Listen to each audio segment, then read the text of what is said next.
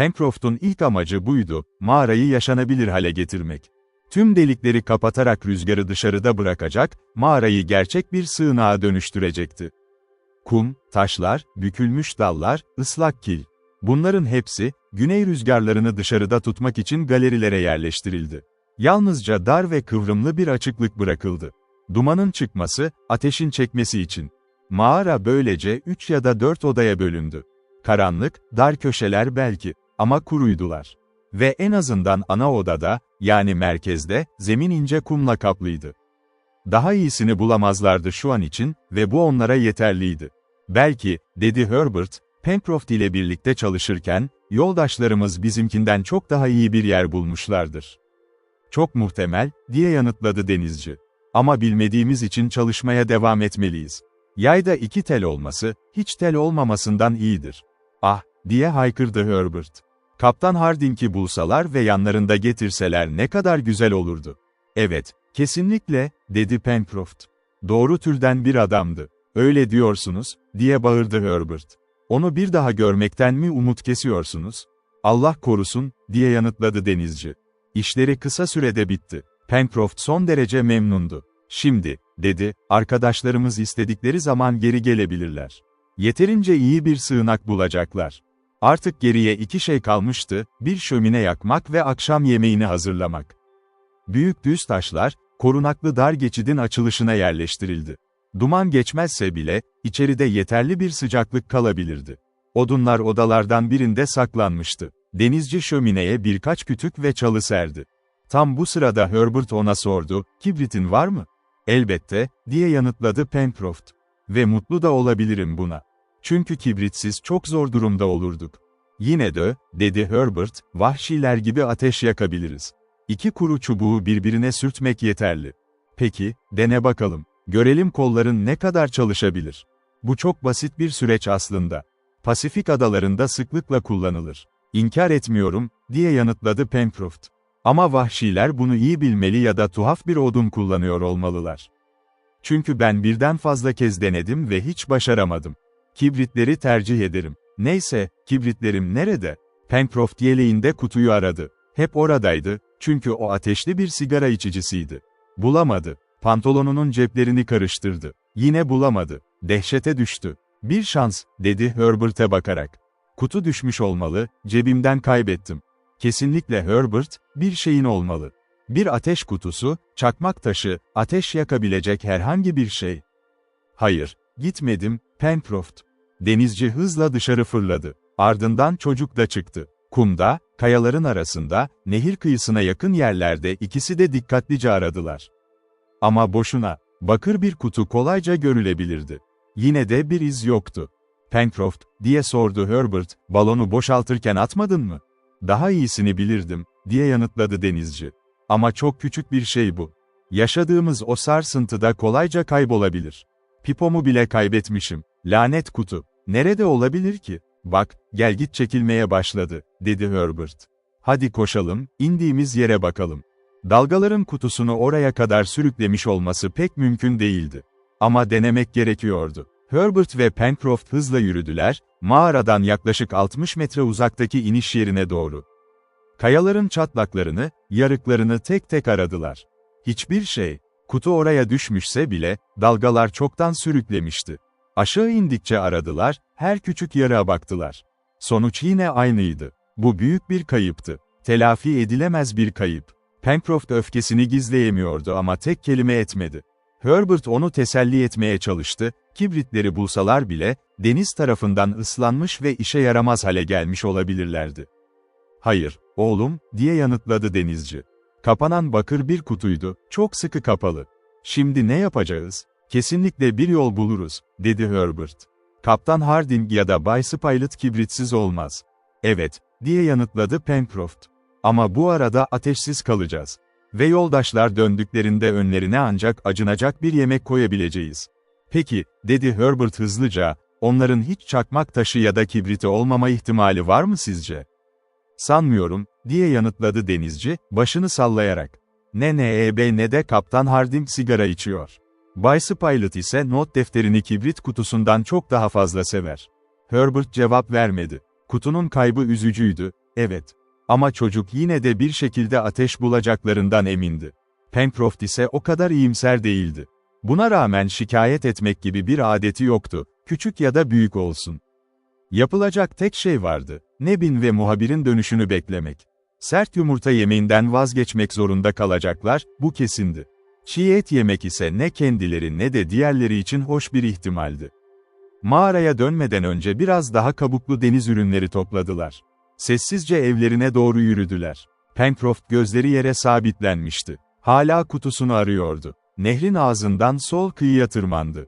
Platoya döndü. Her yönde baktı, ormana yakın yüksek otların arasını aradı.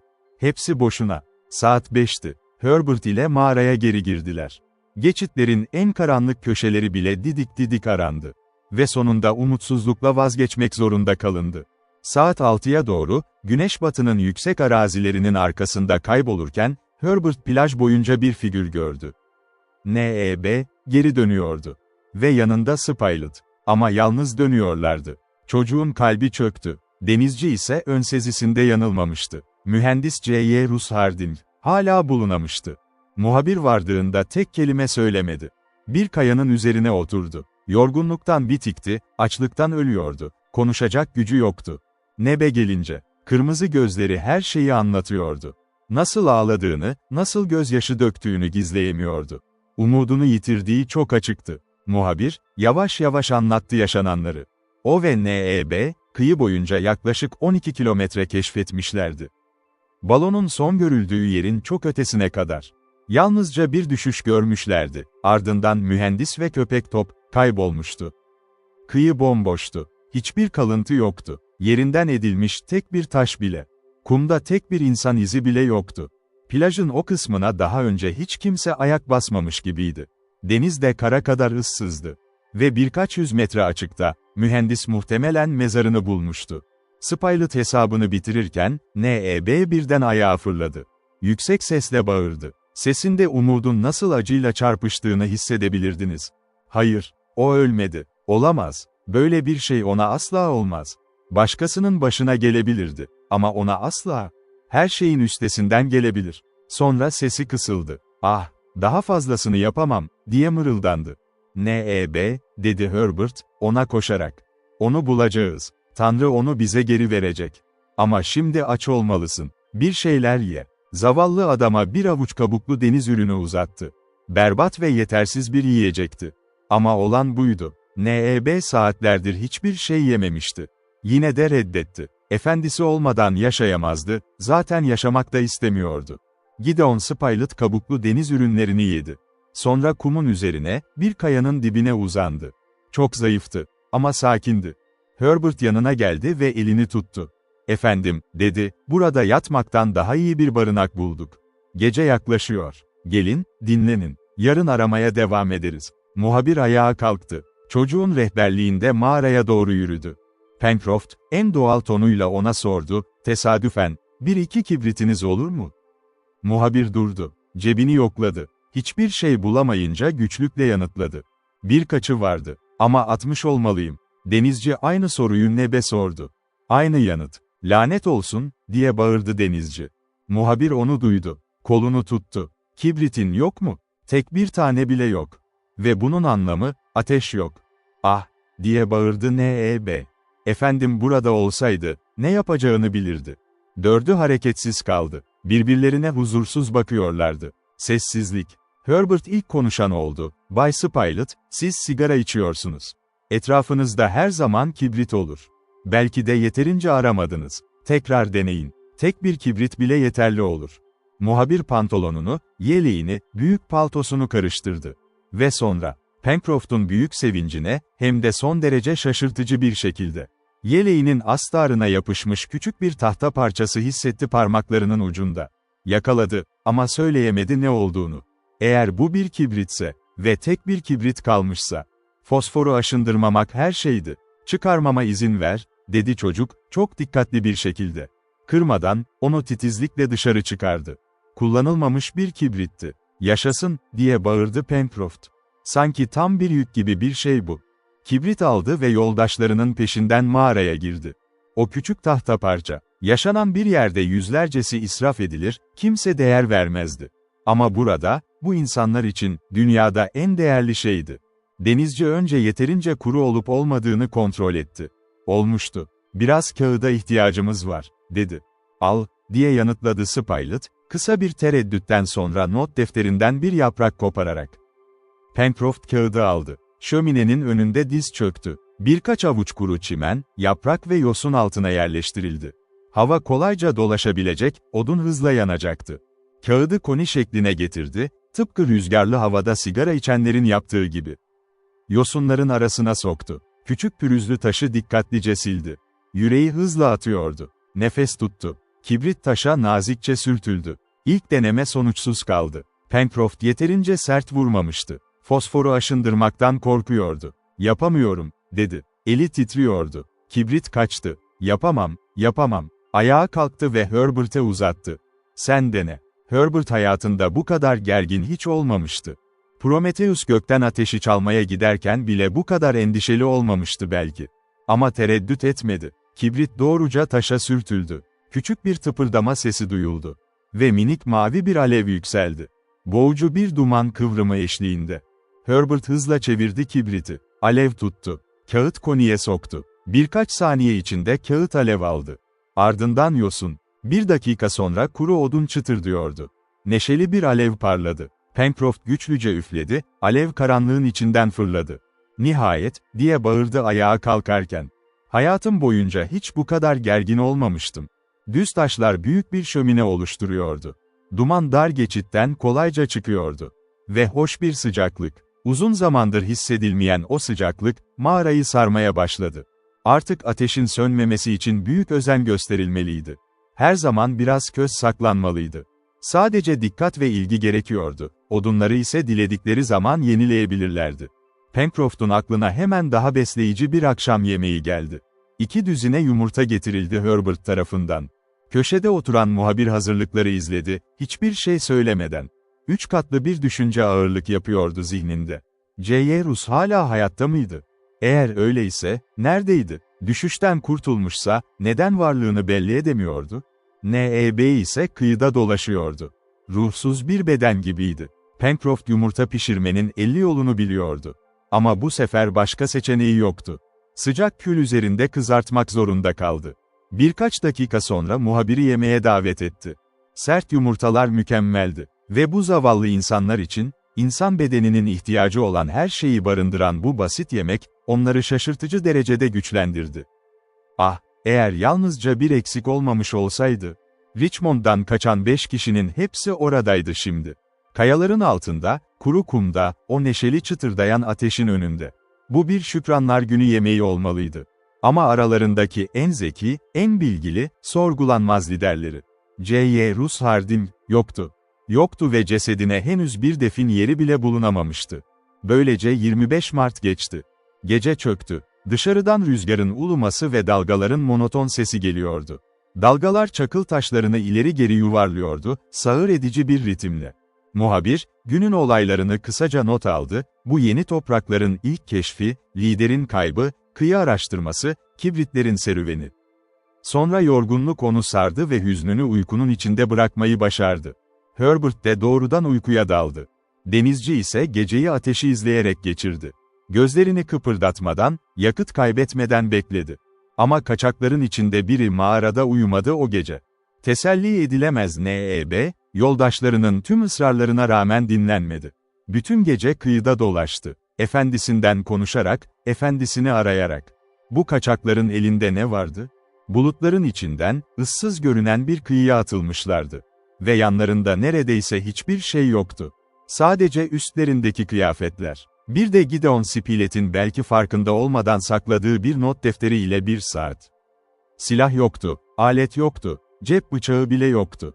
Balonu hafifletmek için, felaketin ortasında her şeyi fırlatıp atmışlardı. Daniel Defoe'nun ya da Wyss'in hayali kahramanları farklıydı. Selkirk ve Reynolds'da, Juan Fernandez ve Auckland adalarına düşmüşlerdi ama hiç bu kadar yoksul değillerdi. Ya kendi kaynaklarından bol çeşit getirmişlerdi, tahıl, sığır, aletler, cephane. Ya da kıyıya vuran bir geminin enkazından ihtiyaçlarını karşılamışlardı. Ama burada, hiçbir alet yoktu. Hiçbir mutfak gereç yoktu. Hiçbir şeyden, her şeyi kendi elleriyle yaratmak zorundaydılar. Ve yine de, J.Y. Rus Harding onlarla olsaydı. Mühendis, pratik bilimini ve yaratıcı zihnini bu duruma uygulayabilseydi, belki tüm umut yitirilmemiş olurdu. Ama artık onu görmeyi umut etmek bile zorlaşıyordu. Denizde olanlar yalnızca kendilerine güvenebilirdi ve hiçbir zaman terk etmeyen o derin inanç duygusuna. Önce anlamaları gereken bir şey vardı. Bu kıyı hangi kıtaya aitti? Burada yerleşim var mıydı? Yoksa, ıssız bir adanın kıyısında mıydılar? Bu kritik bir soruydu ve mümkün olan en kısa sürede yanıtlanmalıydı. Cevaba göre ne yapacaklarını bilebilirlerdi ancak. Pencroft'un tavsiyesi şuydu: birkaç gün beklemek, güç toplamak, sonra keşfe çıkmak. Önce yumurta ve yumuşakça yemekten daha besleyici şeyler bulmak, güçlerini yenilemek gerekiyordu. Şimdilik bacalar yeterliydi. Yangın yanıyordu, birkaç kömür korumak kolaydı. Kayaların arasında bol miktarda kabuklu deniz ürünü ve yumurta vardı. Platon'un tepesinde yüzlerce güvercin uçuyordu, sopalar ya da taşlarla kolayca yakalanabilirlerdi. Belki komşu orman yenilebilir meyve de sunardı. Tatlı su ise zaten mevcuttu. Bu plana en çok Neb'in rıza göstermesi ilginçti. Çünkü o, felaketin sahnesini terk etmek istemiyordu. J.Y. Rus Harding'in ölümüne inanmıyordu. İnanmıyordu ve inanmayacaktı. Hayır, böyle bir adamın böyle kaba bir şekilde, bir dalga tarafından sürüklenerek, kıyıdan birkaç yüz metre uzakta sona ermiş olması ona mümkün görünmüyordu. Mühendisin bedenini kendi gözleriyle görmeden, kendi elleriyle dokunmadan, ölümüne inanmazdı. Ve bu fikir, kararlı kalbinde her zamankinden daha derin kök salmıştı. Belki bir illüzyon, ama saygı duyulması gereken bir illüzyon. Denizci onu yok etmek istemiyordu. Kendisi artık umut beslemiyordu belki, ama bunu N.E.B. ile tartışmak istemedi. O, efendisinin gömüldüğü yeri terk etmeyen bir köpek gibiydi. Ve bu acı, büyük ihtimalle onu hayatta bırakmayacaktı. Aynı sabah, 26 Mart'ta, gün doğarken N.E.B. kuzey yönünde kıyıya dönmüştü. Deniz, talihsiz Harding'i içine almıştı. O günkü kahvaltı yalnızca güvercin yumurtası ve litodomlardan oluşuyordu. Herbert, kayaların üzerinde birikmiş tuzu buharlaşmayla toplamıştı. Bu mineral çok memnuniyetle karşılandı. Yemek bitti. Pencroft, muhabire eşlik etmek isteyip istemediğini sordu. Herbert ile birlikte ormana gidecek, avlanmayı deneyeceklerdi. Ama birisinin mağarada kalması gerekiyordu. Ateşin yanına ve Neb'in yardıma ihtiyaç duyması ihtimaline karşı. Muhabir geride kaldı. "Peşindeyim Herbert," dedi denizci. "Ormanda silahlarımızı kendimiz yapacağız." Ama tam yola çıkarlarken, Herbert bir şey söyledi. "Çakmak taşımız olmadığı için, belki başka bir şeyle değiştirmek akıllıca olur." "Ne mesela?" diye sordu Pencroft. "Yanmış keten," diye yanıtladı çocuk. "Gerektiğinde çakmak taşı işlevi görür." Denizci bunun çok yerinde bir tavsiye olduğunu düşündü. Ama bunun için bir parça mendil feda edilmeliydi. Yine de denemeye değerdi. Pencroft'un büyük kareli mendilinin bir parçası kısa sürede yarı yanmış beze dönüştürüldü. Bu yanıcı malzeme, herkesten korunan, rüzgar ve nemden uzak, küçük bir kaya boşluğunun dibine yerleştirildi. Saat sabah 9'du. Hava tehdit edercesine bulutluydu. Esinti güneydoğudan geliyordu. Herbert ve Pencroft bacaları terk ederek yola koyuldular, dumanı dön dön salan bacaya bir son bakışı atmadan geçemediler. Bir kaya burnunun etrafında kıvrılıp nehrin sol kıyısına geçtiler. Ormana vardıklarında Pencroft ilk ağaçtan 2 güçlü dal kırdı. Bunları sopalara dönüştürdü. Uçlarını Herbert bir kaya üzerinde düzledi. Ah, bir bıçak için ne vermezlerdi o anda. 2 avcı uzun otların arasında ilerledi, nehrin kıyısını takip ederek güneybatıya yöneldi. Nehir yavaş yavaş daraldı. Kanal, yüksek kıyılar arasına sıkıştı ve ağaçlar üstte çift kemer oluşturdu. Pencroft kaybolmamak için nehrin akışını takip etmeye karar verdi. Böylece her zaman başlangıç noktasına dönebilirlerdi. Ama yol kolay değildi. Burada ağaçların esnek dalları akışı engelliyordu, orada kırmak zorunda kaldıkları sarmaşıklar ve dikenler vardı. Herbert ince kütüklerin arasında genç bir kedinin çevikliğiyle süzülüyor, bazen de görünmez oluyordu. Pencroft onu sürekli geri çağırdı, uzaklaşmamasını söyledi. Bu sırada denizci, çevreyi ve ülkenin doğasını dikkatle inceliyordu. Sol kıyıda zemin düz ve bataklıktı, fark edilmeden iç bölgelere doğru yükseliyordu. Yeraltı yoluyla nehre ulaşan bir ağ gibi sıvı iplikler görünüyordu orada. Karşı kıyı daha düzensizdi. Tepeler teras teras ağaçlarla kaplıydı. Ve şunu da söylemek gerekir, bu orman ve kıyı dikkatle incelendi. İnsan yaşamına dair tek bir işaret yoktu. Pencroft yalnızca 4 ayaklı hayvan izleri gördü. Taze izler. Türünü henüz tanıyamamıştı. Büyük ihtimalle güçlü vahşi yaratıklar tarafından bırakılmıştı bunlar. Sorun çıkarabilirlerdi. Ama hiçbir yerde ağaçlara balta izi, ateş külü ya da insan ayak izi yoktu. Buna sevinmek gerekiyordu. Çünkü Pasifik'in ortasında insan varlığı, bazen arzu edilenden çok daha korkutucu olabilirdi. Herbert ve Pencroft az konuşuyorlardı. Yolun güçlüğü büyüktü ve çok yavaş ilerliyorlardı. 1 saat yürümelerine karşın neredeyse 1 milden fazla yol kat edememişlerdi. Av henüz başarılı olmamıştı. Bazı kuşlar şarkı söylüyor, dal arasında kanat çırpıyordu. Ama çok çekingendiler. Sanki insan kokusu onlarda içgüdüsel bir korku uyandırıyordu. Herbert bataklık bir bölgede, uzun sivri gagalı bir kuş fark etti. Tüyleri metalik bir parlaklıkta, kral balıkçılığına çok benziyordu. "Bu kesinlikle bir jakamardır," dedi Herbert, yaklaşmaya çalışarak. "Peki, onu tatmak için iyi bir fırsat olur," diye yanıtladı denizci. "Eğer kızartmaya gönlü varsa tabii." Tam o anda Herbert ustaca bir taş attı. Taş yaratığın kanadına çarptı, ama devre dışı bırakmaya yetmedi. Jakamar kaçtı ve bir anda kayboldu. "Ne kadar sakar biriyim," diye bağırdı Herbert. "Hayır, hayır oğlum," diye yanıtladı denizci. Darbe iyi hedeflenmişti. Pek çoğu tamamen ıskalardı. "Gel, kendine kızma. Başka gün yakalayacağız onu." İlerledikçe ağaçlar daha seyrekleşti ve aralarından muhteşem örnekler göründü. Ama yenilebilir meyve veren palmiye ağaçlarından eser yoktu. Pencroft boşuna aradı. Bu orman yalnızca kozalaklı yapraklılardan oluşuyordu, deodara, Douglas çamı ve Herbert'ın daha önce tanıdığı diğer türler. Bir de muazzam köknarlar, 50 metre yüksekliğinde devler. Tam o sırada, küçük ve güzel tüylü bir kuş sürüsü dal arasında dağıldı. Uzun süslü kuyrukları, ince tüyleri vardı. Herbert birkaçını inceledikten sonra gözleri parladı. "Bunlar harika," dedi. "Bir bataklık tavuğunu ya da yine horoz tavuğunu tercih ederdim," diye yanıtladı Pencroft. "Yine de, yemek için çok iyilerse." "Yemek için de çok iyiler, etleri çok narin," dedi Herbert. "Ve yanılmıyorsam, yaklaşmak ve bir sopayla öldürmek kolaydır."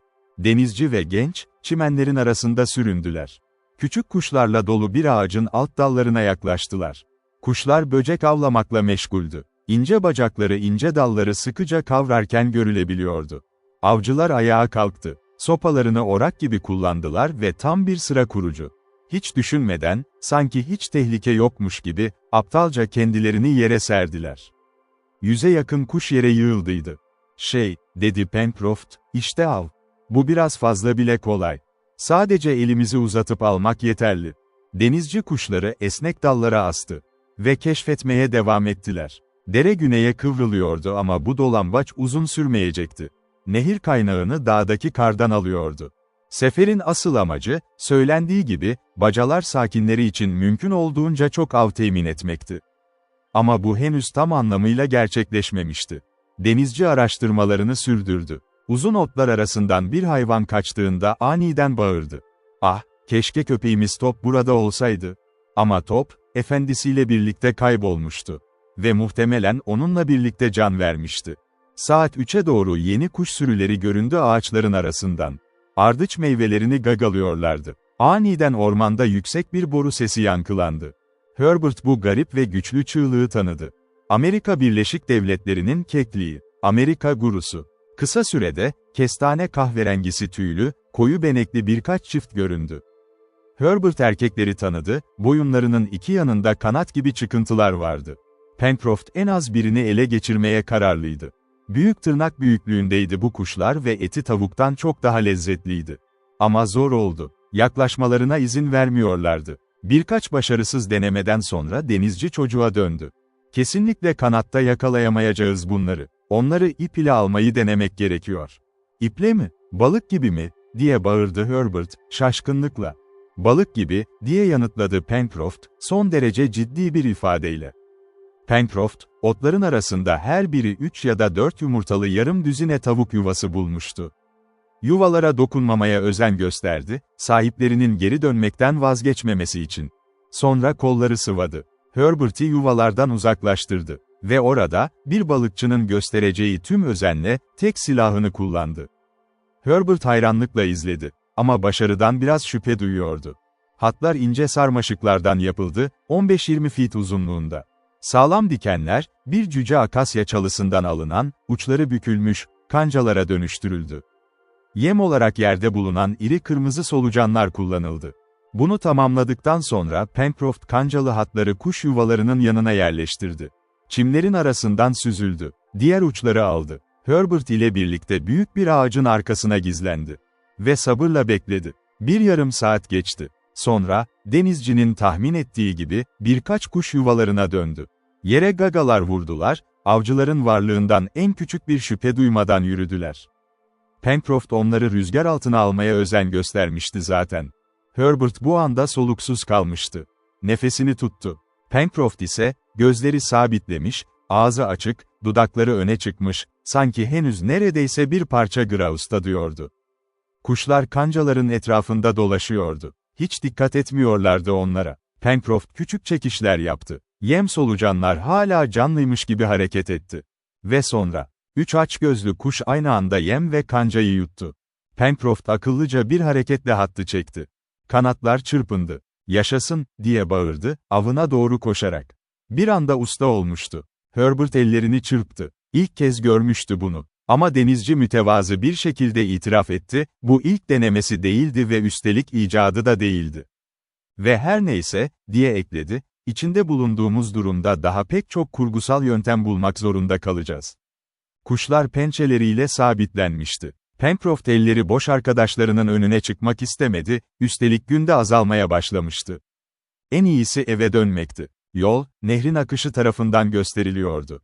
Onu takip ettiler. Ve saat 6'ya doğru, yolculuktan yeterince yorulmuş olarak, Herbert ve Pencroft bacalara vardılar.